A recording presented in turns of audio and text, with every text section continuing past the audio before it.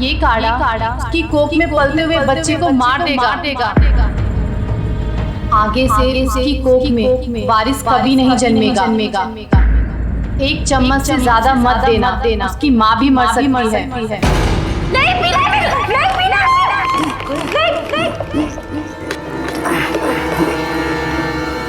हर अपराधी का अपराध करने के पीछे कोई ना कोई मकसद जरूर होता है। फिर ये व्यक्ति किस इरादे से इस महिला के अजन्मे बच्चे की हत्या कर देना चाहता था? नहीं पीना। नमस्कार, सावधान पंजाब फाइट बैक नाउ में मैं सौरभ राज जैन आपका स्वागत करता हूं। पंजाब के एक गांव में एक महिला मां बनने वाली थी। उसके बच्चे के रूप में उस मां और उसके परिवार में खुशियां आने वाली थी।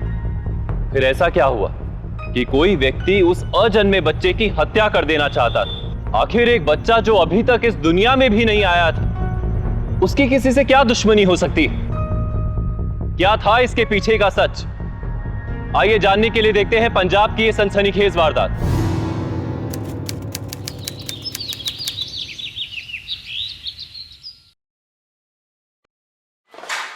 ओ गीत पुत्र, आज मैं अकेला ही नाश्ता करूंगा, बाकी सब कहाँ हैं? ओ चाचा जी, यहाँ हैं हम सब। पापा जी, दार जी अपनी छड़ी ढूंढ रहे थे। हमने बोला आपके पोते ही आपकी छड़ी हैं। दो बेटे और दो पोते। रब ने बड़े नाप तोल के मेरी अर्थी के 4 कंधे बनाए हैं, पर एक कंधा। अब दार जी सुबह सुबह से क्यों बोल रहे हैं आप? मौत तो एक दिन आनी है बेटा, पर मेरी अर्थी का चौथा कंधा जगताप नहीं, तू होगी गीत पुत्र। जगताप को मेरी अर्थी को हाथ मत लगाने देना। दार जी, मेरे देवर को ये बात बिल्कुल अच्छी नहीं लग रही। आप ताजी के लिए ऐसा क्यों सोचते हैं? करण पुत्र, तू मेरी जान है, जान। बस अपने बाप की आदतें मत पाल लेना। दार जी, दारू के ठेके वाला बोल रहा था कि कल ताया जी ने दारू पी के एक ट्रक वाले की खोपड़ी खोल दी। ये तो उसने बात को संभाल लिया, नहीं तो ताया जी को पुलिस पकड़ कर ले जाती। बस यही एक दाग लगना रह गया था गज्जन सिंह की इज्जत पे कि उसका बेटा जेल में। खुदार जी, जगताप वीर जी हताश है जिंदगी से, इसीलिए दारू का सहारा ले लिया। और हताश तो उसने मैनू किया है, तो मुझे कमियां ना छिपा। ना वो उस कर्मचारी से वो प्याता और ना वो लोट खसोट के हमें भगाती वहां से। उसने अपने पैरों पर खुद कुल्हाड़ी मारी है। दीदी दीदी दीदी दीदी दीदी निम्मी तेरे जरा भी संस्कार नहीं। पहले सबको सत श्री अकाल करती, फिर आके अपनी दीदी से लिपटती। सॉरी दीदी। लो जी, गीत दी बहन ते खुशाल जी दी साली वाला सब नु सत श्री अकाल। सत श्री अकाल जी। बस खुश रह। ओ बस मेरे पैर ना छू, मैं तो तेरी बहन से भी नहीं छुआता। तो ठीक है, फिर मैं आपसे हाथ मिला लेती हूँ। अरे वाह। दादी, मैं आपको बताना ही भूल गई। निम्मी अपनी छुट्टियां कुछ दिनों के लिए मेरे साथ बिताना चाहती थी, तो अब मैं तो घर से जा नहीं सकती, इसलिए मैंने उसे यहीं बुला लिया। अच्छा, ये अब यहाँ रहेगी? दार जी, क्यों मेरी साली को डरा रहे हो? निम्मी तो टेंशन ना ले, दार जी तो तेरे साथ मजाक कर रहे हैं। ओ पापा जी, आप ही ना बच्चों वाली हरकतों से बाज नहीं आओगे। ओए निम्मी, तू जितनी देर चाहे ना छुट्टियां मना यहाँ पे। ठीक है। दार जी, चलो पेपर छोड़ दो, आपकी दवाई का टाइम हो गया है। ओ दवा बाद में, पहले तो दलजीत को फोन कर, उससे कह कल अपनी वकालत मेरे साथ आके करे। तड़के ही बोलो उसे खेत में आने के लिए। वकालत? हाँ, उससे वसीयत बनवानी है बेटा। वसीयत? दार जी, जब भी मैं वसीयत का नाम सुनती हूँ ना, इन्हें अपने पापा और चाचा की याद आ जाती है। आज तक दोनों ने एक दूसरे से बात नहीं की। बंटवारे के जहर ने ऐसी दरार डाली कि पूछो ही मत। बेटा, जहर बंटवारे में नहीं, आदमी की गलत सोच में होता है। मेरे मरने के बाद ये जहर अपने परिवार में ना घोले, इसीलिए तो ये वसीयत बनवा रहा हूँ। पर दादी, हमारा परिवार तो मिलके रहता है ना। बेटा, इसीलिए तो जमीन पे लकीर खींच रहा हूँ, दिलों पे नहीं। समझ गई? तो जाके फोन कर उसे। दवा मैं बाद में खा लूंगा। जा। नहीं, दवाई आप खाइए, मैं जाके फोन करती हूँ। हाँ, तू जाके फोन कर।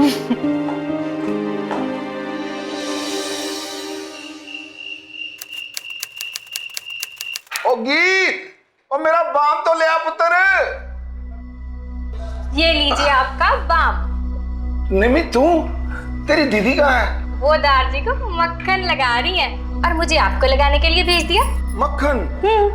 अरे वो दारजी का सिर दबा रही है। वो क्या है ना कि आजकल के जमाने में अगर बहू सेवा करे तो ससुराल वाले तो यही कहेंगे ना कि कहीं उनकी बहू ने मक्खन तो नहीं लगा रही। और तेरी दीदी तो बहुत सेवा करती है हम सबकी। चलो, तसल्ली हुई है सुनकर कि आप मेरी दीदी के बारे में अच्छा सोचते हो। तू क्या सोचती हम तेरी दीदी को प्यार नहीं करते?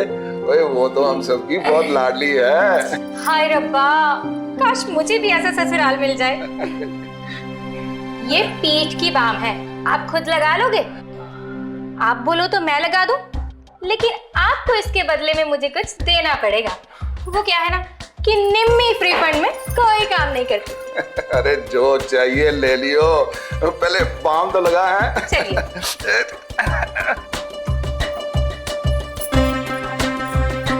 चलिए, हो गया।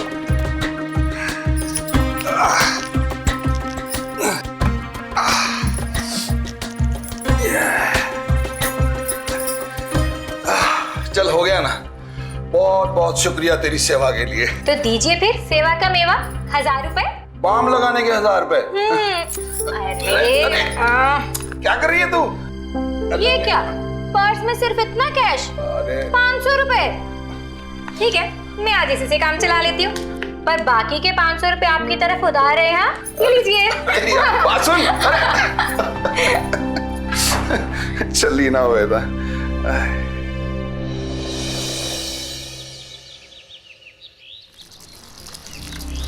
दारजी, वसीयत के कागजात तो मैं तैयार करवा कर ले आऊंगा, पर आप ये सब कर क्यों रहे हैं? क्यों कर रहे हैं मतलब? तेरे से फ्री में थोड़ा काम करवा रहे हैं, पैसे देने तेरे को। जल्दी से टाइप करवा के लेके आ। आप तो नाराज हो गए, मैंने तो बस वैसे ही बोल दिया था। ठीक है, मैं 2-4 दिन में वसीयत के कागजात तैयार करवा के ले आता हूँ। हाँ, ले आओ।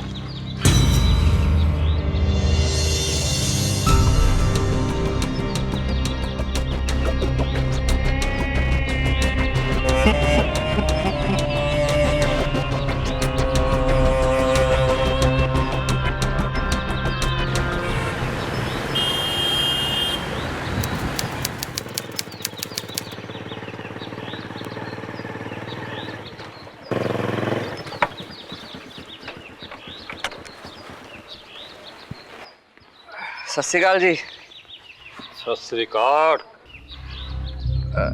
जगताप वीर जी, आपको देख के ना बड़ा तरस आता है मुझको। तरस आता है?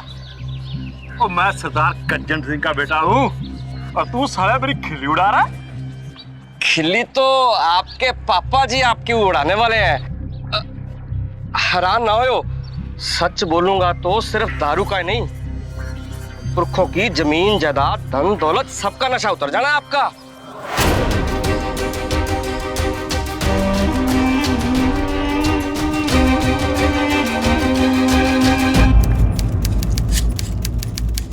इस एल्बम में आपकी वाइफ की फोटोज बहुत कम है, लगता है आप उनसे प्यार नहीं करते। निम्मी, जो मन में आता है बोल देती है। ऐसे नहीं बोलते पुत्र, ऐसी बातें नहीं करते। सॉरी। अरे ये देखिए, ये आपके बड़े भाई साहब है ना? पापा जी, बाहर निकलो। एक चंगा नहीं कीता मेरे नाल तुसी। मेरे साथ इतना बड़ा धोखा। बाहर निकलो पापा जी। ओए नशेड़ी, क्या ड्रामा लगा रखा है तूने? ड्रामा तो मेरे साथ हुआ पापा जी। मैं आपका बड़ा बेटा हूँ और जायदाद में से 85% इस छोटे प्रताप को दे दिया आपने। ओए, किसने बताया तुझे वसीयत के बारे में?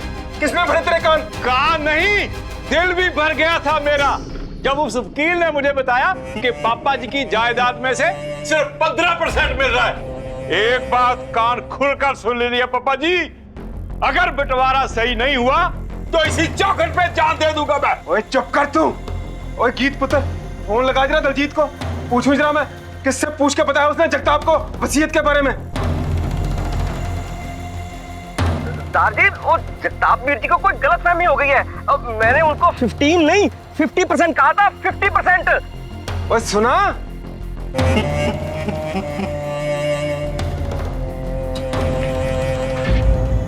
परवे दलजीते, तूने किससे पूछ के बताया जगताप को वसीयत के बारे में? वो जी, वो उन्होंने खुद मेरा रास्ता रोककर मुझसे जबरदस्ती पूछने लगे। मैं क्या करता जी, मैंने बताना पड़ा। जब बताना पड़ा इसे।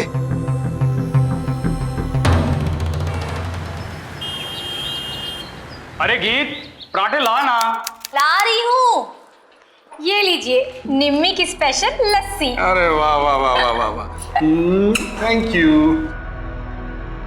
अरे गीत पुत्र, दाची को बोल मैं कागज बना के ले आया हूँ।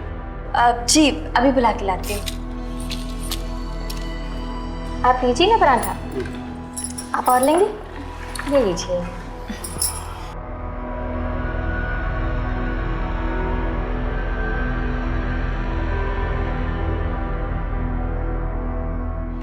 ठीक है, बस कुछ थोड़ा बहुत चैरिटी वास्ते। चलो मैं तुम्हें छट के आऊँ। चल पुत्र, चलो। एक और।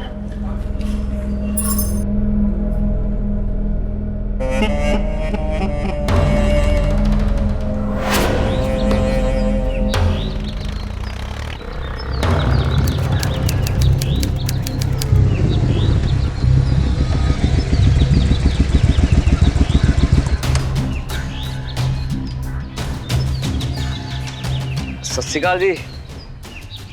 ओए सत श्री अकाल वकील साहब, क्या हाल है तेरा? बस जी ठीक है। जगताप वीर जी, दार जी आपको बेवकूफ बना रहे हैं। वो वसीयत आपकी आंखों में धूल झोंकने के लिए मंगवाई गई थी। असल में 15% से ज्यादा आपको कुछ नहीं मिलने वाला। कल को वसीयत पे साइन हो जाने हैं और वो पक्की हो जानी है। इसका मतलब मेरा बाप ही मुझसे धोखा कर रहा है। वैसे ना वीर जी, ये सब आपके कर्मों का नतीजा है। पहले तो दारजी की मर्जी के खिलाफ उस नाचने वाली से ब्याह किया, फिर ब्याह के बाद वो सबको चूना लगा के भाग गई। तू होता कौन है ये बात मुझसे करने वाला? तेरी जुर्रत कैसे हुई? क्या समझता तू अपने आप को? मेरी गर्दन क्यों पकड़ रहे हो? मुझको मारने से आपको क्या फायदा जी? ये सब तो मैं आपके भले के लिए बता रहा हूँ। ये प्रताप पापा जी का बहुत चहेता बनता जा रहा है, बखल गाता रहता उनको। इसका कुछ सोचना ही पड़ेगा मुझे। बेहतर ये होगा कि प्रताप वीर जी के बजाय उसके बारे में सोचें, जिसकी उंगलियों ने कल वसीयत पर साइन करने हैं।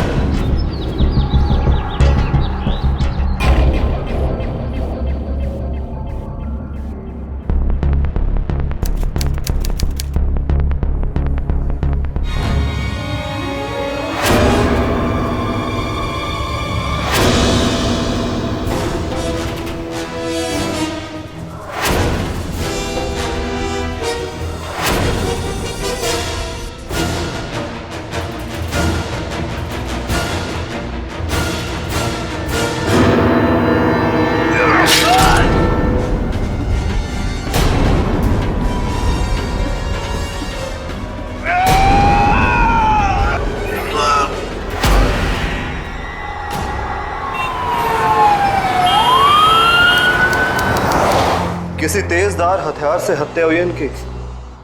कुलवंत, इनकी लाश को पोस्टमार्टम के लिए भेजो।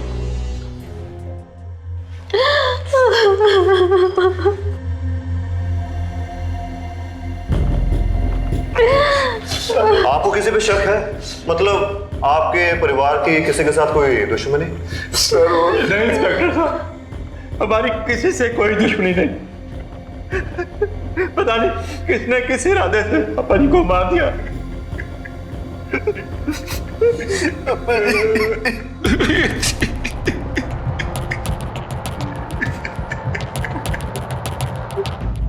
इस जॉइंट फैमिली के मुखिया गज्जन सिंह की हत्या हो चुकी थी। क्या वक्त रहते परिवार इस हत्या के पीछे का सच जान पाएगा? आइए देखते हैं।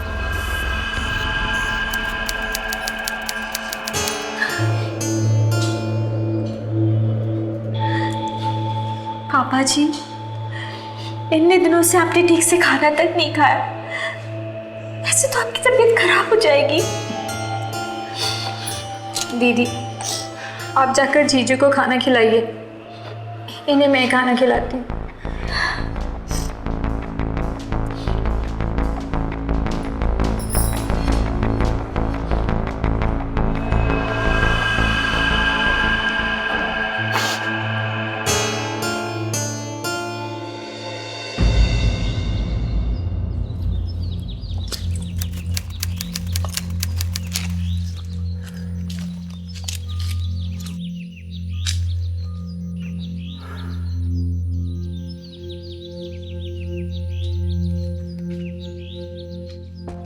करण किथे दिख नहीं रहा मैनू। पता नहीं।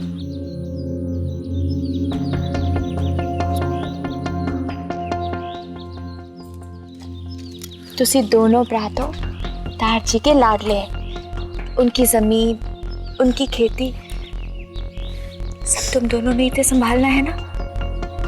इस तरह कल्ले कल्ले बैठे रहोगे तो दार जी की आत्मा को बहुत दुख होगा। गीत, मेरा किसी भी बात में जी नहीं लग रहा। एक बार वो कातिल मेरे सामने आ जाए, मैं उसका गला घोट जाऊंगा। तुसी परेशान ना हो, पुलिस है ना, वो से ढूंढ निकाले। तुसी जाके अपना मुंह धो। करण कितने है? इतने आस पास ही होगा, मैं भी बुला के आती हूँ।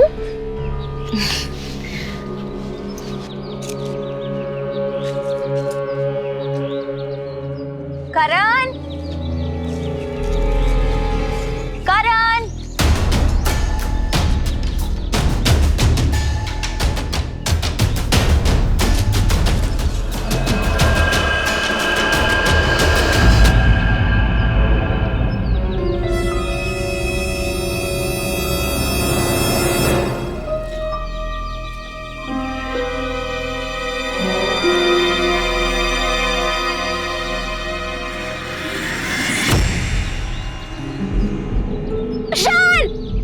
कुशल,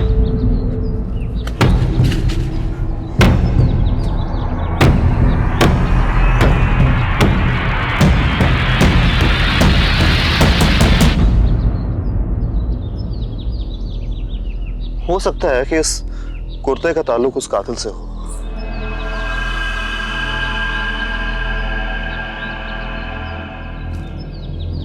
इस टेलर को थाने में जल्द से जल्द लेके आओ।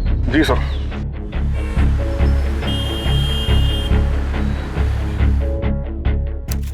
सर यही है वो टेलर।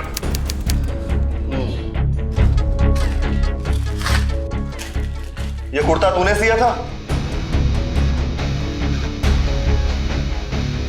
जी सर। किसके लिए सिया था? ये वो बड़ी कोटी वाले जगताप सिंह है ना, उनके लिए सिया था।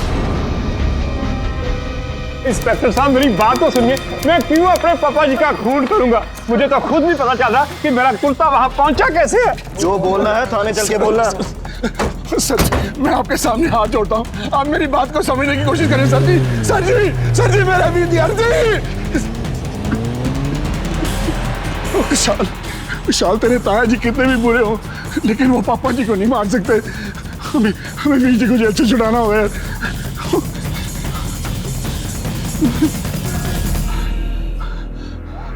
अतल जी यार, यार वीर जी को पुलिस पकड़ के ले गई है। वो ठीक से बता दे, क्यों पिट के अपना शरीर और हमारा टाइम बर्बाद कर रहा है? मैंने आपको कितनी बार कहा मैंने पापा जी का खून नहीं किया, आप लोग मान ही नहीं रहे हो। जब पापा जी का खून हुआ था तो मैं ठेके में बैठा शराब पी रहा था, चाहे तो ठेके वाले से पूछ लो।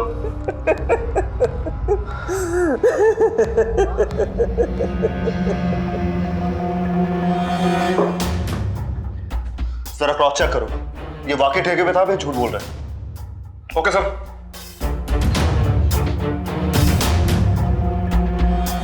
जगताप पीर को जमानत तो मैं दिला ही दूंगा, पर आप लोग दारजी को इंसाफ नहीं दिलाना चाहते। ओए, तेरा मतलब क्या है? मतलब क्या है तेरा? हैं? पापा जी ने दारजी को मारा, ये कहना चाहता तू? मैं तो बस एक अंदाजा लगा रहा था। उनका कुर्ता ढूंढकर जेल में पहुंचाने वाले तो तुम्हारा पड़ा कुशाल और परजाई ये थे तो तुम मुझ पर इतना गुस्सा क्यों निकाल रहे हो? करण, माना कि कुर्ता ताया जी का था, पर मेरा मन कहता है कि वो बेकसूर है। बेकसूर? तो जीजी सही कह रहे हैं। ताया जी नफरत करते थे दार जी से। मैंने तो लगता है कि उन्हें ही ताया जी ने मारा है। कुशन, तू पापा जी को कातिल मानता है? हाँ, मुझे कोई शक नहीं, क्योंकि तेरा बाप इंसान नहीं जानवर है, जानवर। उसने मेरे तार जी ने मार दिया था। तेरी हिम्मत कैसे हुई मेरे पापा जी को गाली देने की है? मैं तुझे छोड़ूंगा नहीं। बस शर्म आनी चाहिए तुम दोनों भाइयों को, अपने ही घर में फूट डालते हुए। हाँ हाँ, नहीं मानता इसे मैं अपना भाई। वैसे भी ये सगा नहीं है, इसके अंदर उस नाचने वाली का खून है जिससे दारजी नफरत करते थे। एकदम करण, कितने जा रहे हैं? से नाराज होके नहीं जाते। बस बजाय जी, बस ये दिखावा करना ना बंद करो।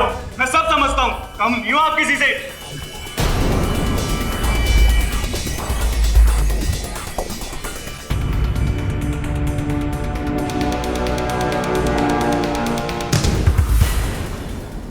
ओए ओए रब्बा, ये क्या हो गया? क्यों बिखेर के रख दिया इस घर को? जब भी मैं वसीयत नाम सुनती हूँ ना, इन्हें अपने पापा और चाचा की याद आ जाती है। आज तक दोनों ने एक दूसरे से बात नहीं की। बेटा, जहर बंटवारे में नहीं, आदमी की गलत सोच में होता है। मेरे मरने के बाद ये जहर अपने परिवार में ना घुले, इसीलिए तो ये वसीयत बनवा रहा हूँ। पर दादाजी, हमारा परिवार तो मिलके रहता है ना बेटा, इसीलिए तो जमीन पे लकीर खींच रहा हूँ, दिलों पे नहीं। सर ठेके वाले से हमने अच्छी समय पूछताछ की। सर उसने हमें बताया कि जिस दिन दार जी का खून हुआ था ना, उस दिन देर रात तक जताब 3 बजे तक ठेके पे ही था। ठेके पे था? Yes sir. अगर वो ठेके पे था तो खून किसने किया? खैर, तुम जगताप को बाहर लेके आओ। Yes sir. देख, फिलहाल तुझे मैं उस ठेके वाले की गवाही पे छोड़ रहा हूं, लेकिन तू पिंड से बाहर नहीं जा सकता, समझा? साइन कर। जी चलेगा।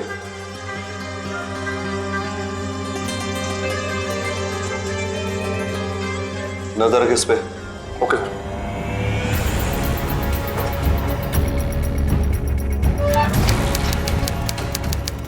जी खबरदार करण, जो मेरे दारजी के कातिल को अंदर लाया तो वो मेरे भी दारजी थे। अगर पापा जी गुनहगार होते तो पुलिस उन्हें छटती नहीं। जानता हूँ तेरे पापा जी को, बड़े चालाक किस्म के आदमी है ये। कोई ना कोई दाव पेच लगा के इन्होंने अपने आप को छुड़वा लिया होगा। चिल्ला मत। दारजी नफरत करते थे इस इंसान से। ये आदमी हमारे साथ इस घर में नहीं रह सकता, समझा? वाह प्रताप वाह, क्या पढ़ाकर तैयार किया है अपने बेटे को। लेकिन मैं भी देखता हूं मुझे इस घर से कौन निकालता है। ओ वीर जी, आप कुशल की बात का गुस्सा मत करो, मैं समझाता हूँ ना इसे। नहीं पापा जी, इनके साथ रहकर हम अपनी इज्जत नहीं कटाएंगे। ये सब के सब आपको तारजी का कातिल और मुझे कातिल का बेटा समझते हैं। अब हम इस घर में 1 मिनट भी नहीं रुकेंगे। नहीं पुत्र, ऐसी कोई बात नहीं बेटा। बस बस चाचा जी, बस आपकी हमदर्दी की और हमें कोई जरूरत नहीं है। हम खेत में जाके बरसाती में रह लेंगे, लेकिन इस कार के अंदर बिल्कुल नहीं रहेंगे। नहीं करण, ये क्या बोल? ठीक है करण, हम यहां नहीं रहेंगे, लेकिन एक बात साफ कर देता हूं, जमीन का एक टुकड़ा भी तुम्हारे नसीब में नहीं होने दूंगा। इस घर में तुम रहोगे और पापा जी की सारी जमीन मेरी होगी। दादाजी, तू चुप कर छोटे, जो कहा है करके दिखाऊंगा। इसे या तो मेरी धमकी समझ या फिर मेरा पागलपन। चलो जी, याद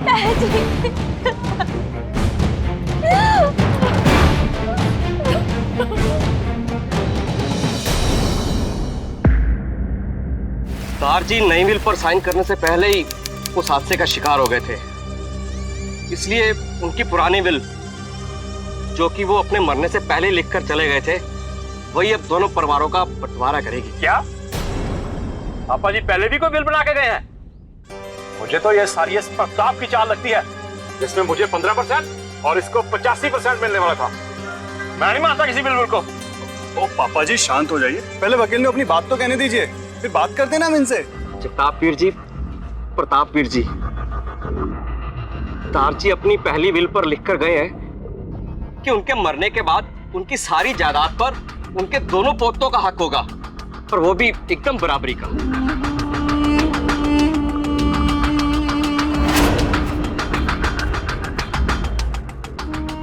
देख लिया वीर जी, पापा जी ने हम दोनों बेटों का नहीं बल्कि अपने पोतों के बारे में सोचा है।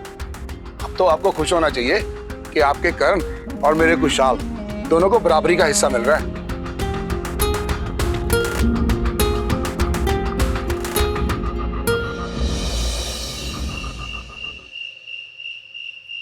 खुशल जी, बंटवारा करके सारा परिवार बिखर जाएगा तो अनु और करण को सुलह करके साथ रहना चाहिए। दारजी की खुशी भी इसी में थी।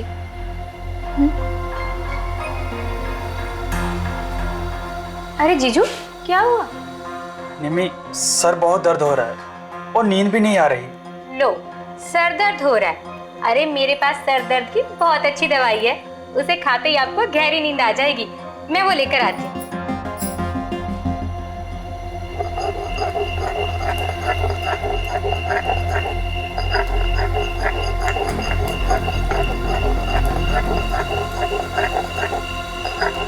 ओ पापा जी, ज्यादा टेंशन ना लो, जो मेरा है वो आपका भी होगा। और तुसी ये लो पैग पियो, और वैसे भी ये आपका आखिरी पैग है। आखिरी? और नहीं नहीं, मेरा कहने का मतलब है कि इसके बाद तो मैं आपकी शराब छुड़ा ही दूंगा। शराब छुड़ा देगा मेरी।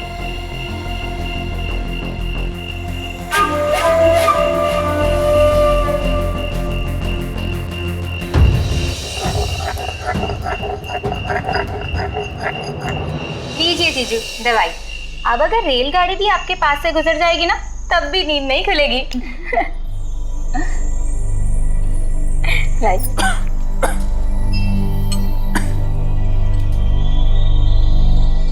चलिए दीदी, अब हम जीजू को आराम करने देते हैं। हम मेरे कमरे में चलते हैं, ढेर सारी बातें करेंगे। चलिए।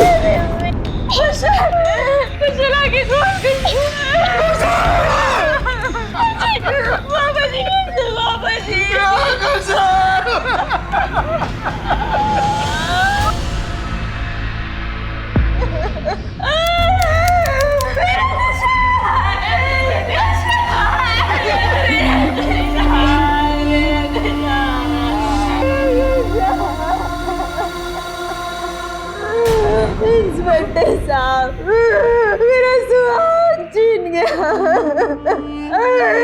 तुमने उस कातिल को मत छोड़ना। मुझे लगता है कि सरदार जी की हत्या और कुशल की हत्या के तार आपस में जुड़े हुए हैं। पहले तो हम जगताप पे कोई इल्जाम साबित नहीं कर पाए थे, लेकिन अब कुछ ऐसा हुआ है कि जिससे सारा शक उस पे जा रहा है। सर जी, ना तो दीदी कुछ बोलेगी और ना ही अंकल जी, क्योंकि जो क्रिमिनल है वो इसी घर का आदमी है। तुम्हारा मतलब जगताप? जी,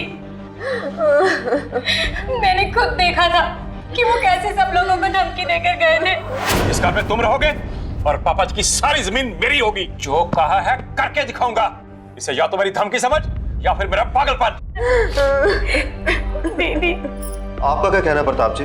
कल वकील ने पापा जी की विल के बारे में बताया था, जिसमें लिखा था कि पापा ने सारी जायदाद दोनों पोतों के नाम पे कर दी। इसमें करण का कोई कसूर नहीं है सर जी। लेकिन सर जी, करण के पापा सब कुछ करण के नाम पे कराने के लिए कुछ भी कर सकते थे। उन्होंने मेरे खुशहाल को मारा होगा सच्ची।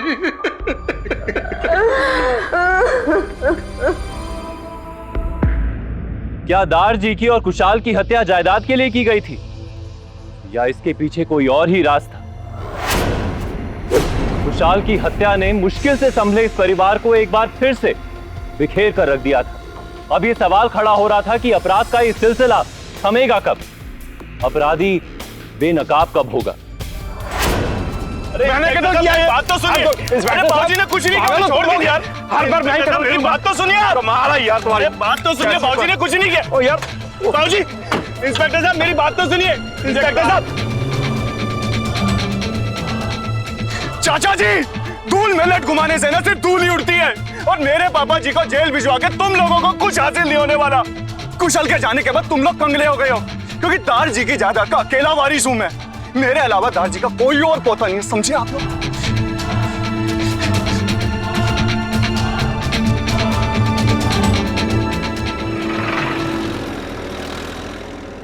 करण ने बड़ी अचूक चाल चली है। वसीयत के मुताबिक वसीयत पर सिर्फ पोतों का हक है और वही एक पोता बचा है जो अब जिंदा है। तो हमें क्या करना चाहिए दलजीत जी? एक ही सॉल्यूशन है और वो ये है कि प्रताप वीर जी शादी कर ले। उससे उनका जो बच्चा होगा उसका पूरा मालिकाना हक होगा दार जी की जायदाद पर। की गल कर रहे दलजीत जी? पापा जी शादी करने को नहीं मानेंगे, और अगर वो मान भी जाएंगे तो इस उम्र में ऐसी कौन सी औरत होगी जो उनसे शादी करके उनको बच्चा झटके दे सके? सिर्फ इतना ही नहीं, ये भी जरूरी है कि वो औरत तुम्हें धोखा ना दे। तुम अपने फायदे की सोचो, सिर्फ अपने पापा जी के बारे में नहीं। और मैं तो ये कहूंगा कि तुम अपनी बहन निम्मी की शादी प्रताप जी से करवा दो। तुम्हारी बहन तुम्हें कभी धोखा नहीं देगी। अच्छा, मैं चलता हूं।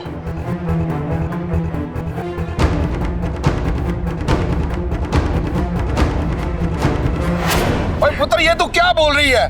मैं और निम्मी से शादी कर लूं? तुसी मेरी गल समझिए पापा जी। अगर दार जी का पुत्र इस दुनिया में नहीं तो सारा हक उस करण का होगा। तुसी मैं हम कैसे रवांगे? पर इस उम्र में शादी करके सारे पिंड में मजाक बन जाएगा मेरा। और वो निम्मी, वो मान जाएगी क्या? अपने फायदे वास्ते थोड़ा मजाक सहन कर लो। और रही बात उस निम्मी दी, मैंने उसे समझा लिया, बस तुसी हाँ कर दो।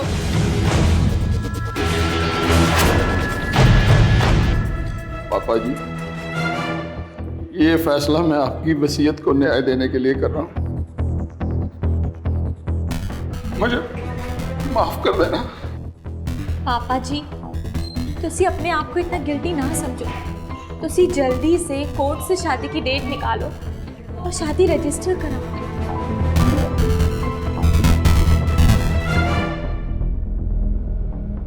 निम्मी, तुम कितना कुछ कर रही हो मेरे लिए, अपनी बहन के लिए। जीती रहे। दीदी, दीदी क्या हुआ? क्या हुआ गीत पुत्र?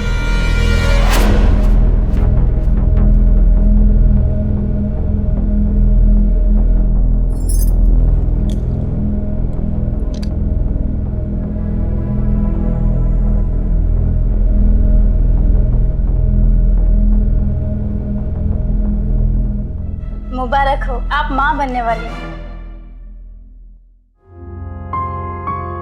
ये मैं मेडिसिन लिख देती हूँ, आप ये मंगवा लीजिए और इनको टाइम टाइम पे खिलाते रहिए। Thank you doctor.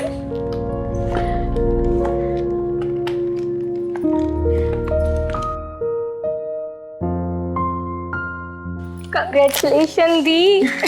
ध्यान से। तू ठीक तो है ना पुत्र? हाँ पापा जी, हम जिस बात के लिए परेशान थे वक्त ने उसका हल खुद ब खुद निकाल दिया। अब निम्मी को आपसे ब्याह करने की कोई जरूरत नहीं। मेरा जो पुत्र होगा वो भी तो दार जी का पड़पोता होगा, उसे भी तो जमीन पर हक मिलेगा, है ना पापा जी? हाँ।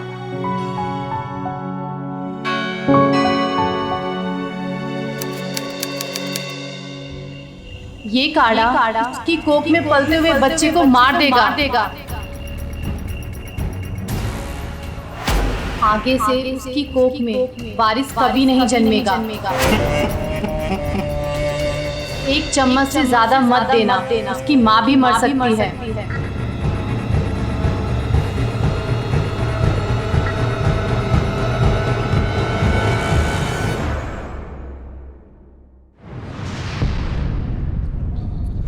पापा जी की होया? गीत पुत्र, मैं तेरे लिए काढ़ा लाया हूँ। एक बाबा जी ने मुझे दिया है। कहते हैं इसे पीने से बेटा होगा। हमें तो पापा जी का पोता चाहिए, है ना? नहीं पापा जी, मम्मी जी ने मेरे वास्ते एक पूजा कराई है और उन्होंने मैंने कोई और उपाय करने से मना किया है। पुत्र, वो बहुत माने हुए पापा जी हैं। इसे पीने से कुछ नहीं होगा। पी ले, पी ले। नहीं पापा जी, मैंने ये काढ़ा नहीं चाहिए। अरे क्यों जिद कर रही है? पी ले। पापा जी पर जिद तो आप कर रहे हैं ना। मैंने कहा ना आपसे, मैं ये काढ़ा नहीं पी सकती। अरे क्यों चालाक बनती है तू? हैं? पी ले। नहीं पापा जी, मैं नहीं पी सकती ये काढ़ा। मम्मी ने मना किया है मैंने। ये क्या कर रहे हैं पापा जी? पापा जी मैं नहीं पी सकती। कैसे नहीं पिएगी?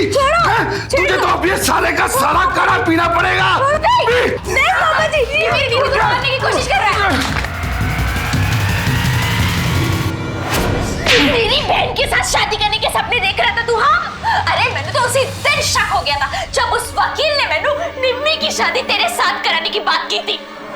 अपनी बहन निम्मी की शादी प्रताप जी से करवा दो। पहले तो मैंने वो वकील गलत लगा, पर जब मैंने पता चला कि वो सब तेरे कहने पे कर रहा है तो तुम्हें हैरान रहेगी। वाह दलजीते वाह, ये तो तूने कमाल कर दी। अब गीत की बुद्धि जरूर गुम हो जानी है। हो ना हो वो मेरी शादी निम्मी से जरूर करवाएगी। हैं? चलो ओके, रख फोन, बाद में बात करता हूँ। चाय। Thank you. अरे वाह वाह वाह वाह वाह, कितना ख्याल रखती है तू मेरा। है फिर मैंने तेरी असलियत जाकर निम्मी को बताई और हम दोनों ने मिलकर तुझे तेरे ही जाल में फांस दिया। उसके बाद मैंने प्रेगनेंसी का नाटक किया और तेरा ये घिनौना चेहरा बेनकाब किया और तुझे इशारा दे दिया कि तू मेरी बहन के साथ शादी नहीं कर सकता है। और उसके बाद मैंने तेरे हर कदम पर नजर रखा। और जब तू उस दाई से ये काढ़ा ले रहा था ना, तब मैं तुझे देख रही थी और मैं फौरन पुलिस के पास गई ताकि तुझ जैसे इंसान को रंगे हाथ पकड़ा सकूं। सूरत भोली और कर्म ऐसे। अपने घिनौने इरादे के लिए तूने कौन कौन से क्राइम की जल्दी बोल। मैं निम्मी को बहुत पसंद करता था और इससे शादी करना चाहता था। मैं जानता था कि सीधे सीधे तो मेरी शादी निम्मी से नहीं हो सकती, इसलिए मैंने वकील के जरिए जगताप को भड़काया और खुद पापा जी का कत्ल करके जगताप को फंसा दिया।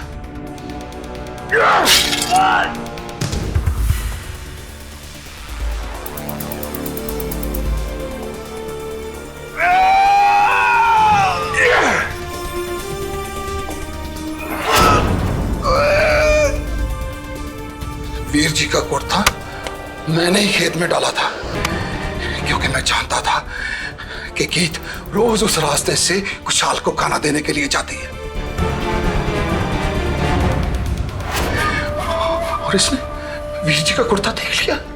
जब मैंने पापा जी को मारा तब जगताप ठेके पे ही था, तो मैंने वकील के जरिए ठेके वाले को कहलवाया कि वो थाने जाके जगताप के हक में गवाही देने से बिल्कुल ना हिचकिचाए, क्योंकि मैं उसे थाने से निकलवाकर कुशाल के कत्ल में फंसाना चाहता था।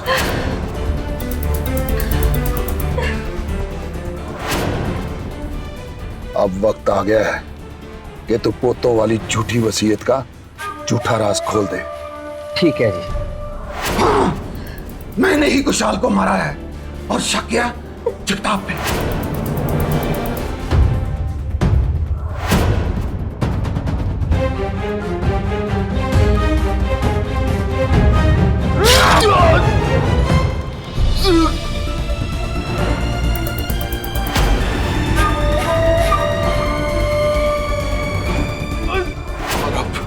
वक्त आ गया था मेरा मकसद पूरा होने का, लेकिन इन लड़कियों की चालाकी से मेरी महीनों की मेहनत पे पानी फिर गया। इतना सब करके भी तेरे जरा सा भी पछतावा नहीं कि तूने की किया। कैसा बाप है तू? अरे कैसा बेटा है तू? कैसा बेटा है? एक घिनौनी वासना के लिए अपने ही बाप और अपने ही बेटे की जान ले ले।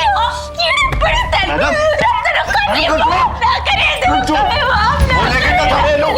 माफ ना करे।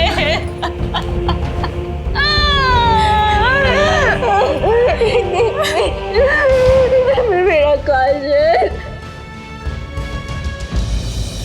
प्रताप ने अपनी घिनौनी नियत के लिए एक नहीं कई अपराध किए थे। निम्मी को अपना शिकार बनाने के लिए पहले उसने अपने पिता और फिर अपने ही बेटे दोनों की बेरहमी से हत्या कर दी। और इतना ही नहीं, लगातार षड्यंत्र रचकर उसने इन हत्याओं का आरोपी अपने बड़े भाई जगदाप को बनाया।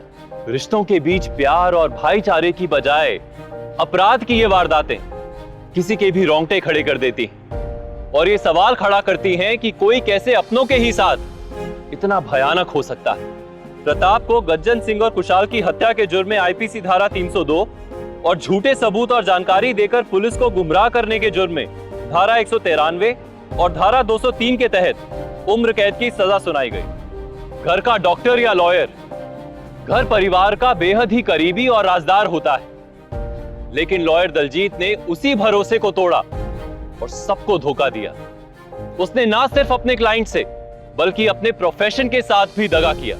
दलजीत को क्रिमिनल कॉन्स्पिरेसी के लिए आईपीसी धारा 120B के तहत 2 साल की सजा सुनाई गई और बार काउंसिल ऑफ इंडिया ने भी उसके अगेंस्ट एक्शन लेते हुए उसकी प्रैक्टिस का लाइसेंस रद्द कर दिया।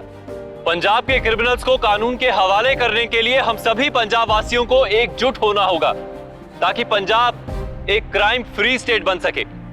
और ये सब हमें अभी करना होगा, क्योंकि अभी नहीं तो कभी नहीं। इसी के साथ मैं सौरभ राज जैन आप सबसे विदा लेता हूं। पंजाब में जुर्म को जवाब देती हुई एक और सच्ची घटना के साथ आपसे फिर से होगी मुलाकात। तब तक के लिए सावधान पंजाब, फाइट बैक नाउ। तो सावधान।